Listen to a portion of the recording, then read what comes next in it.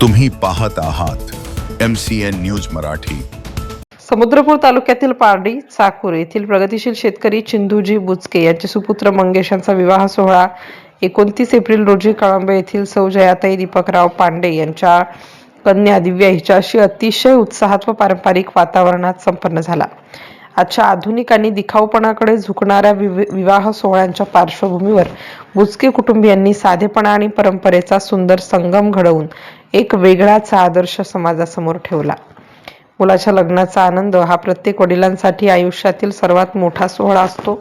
हाच आनंद साजरा करताना त्यांनी दिखावापेक्षा आपल्या मातीशी, संस्कृतीशी आणि शेतकऱ्याशी ओळखीचे असलेले नाते अधिक जपले। मंगेश यांच्या वरातीसाठी बैलबंडी आकर्षक पद्धतीने सजवण्यात आली होती। ढोल ताशांच्या गजरात गावकऱ्यांच्या उपस्थितीत ही वरात गावातून मार्गक्रमण करत असताना जणू शेतकरी संस्कृतीचा साज चढलेला एक जिवंत देखावा साकारला गेला। बैलबंडीवर बसलेला वर आणि त्याच्या चेहऱ्यावरचा आनंद, तर बाजूला उभे असलेले आई वडील, त्यांच्या डोळ्यातील अभिमान, हे दृश्य उपस्थितांच्या मनाला स्पर्शून गेलं। आम्ही शेतकरी आहोत, हीच आमची ओळख आणि हीच आमची शान, हा संदेश या अनोख्या वरातीतून स्पष्टपणे उमटला।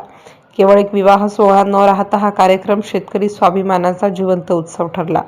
या आगळ्यावेगळ्या उपक्रमाचे सर्वत्र कौतुक होत असून बुचके कुटुंबियांनी समाजासमोर साधेपणा, परंपरा आणि स्वाभिमान यांचे प्रेरणादायी उदाहरण ठेवले आहे। MCN न्यूज मराठीकरिता सचिन महाजन, हिंगणघाट।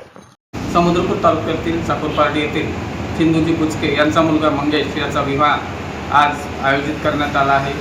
विशेष म्हणजे चिंदूजी बुचके हे प्रगतिशील शेतकरी असून त्यांनी आपल्या मुलाची वराती बैलगाडीवर काढण्याचे ठरविले।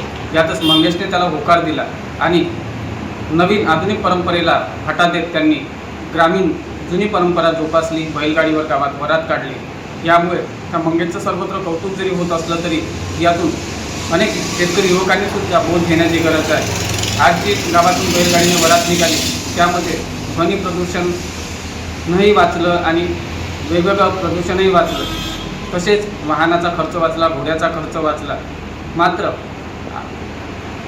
नवीन युगामध्ये आता या जुन्या परंपरेला कुठंतरी काय म्हणते लोक पावत चालली आणि मंगेश याच्या रूपाने आता नवीन परंपरा गावात सुरू झाली।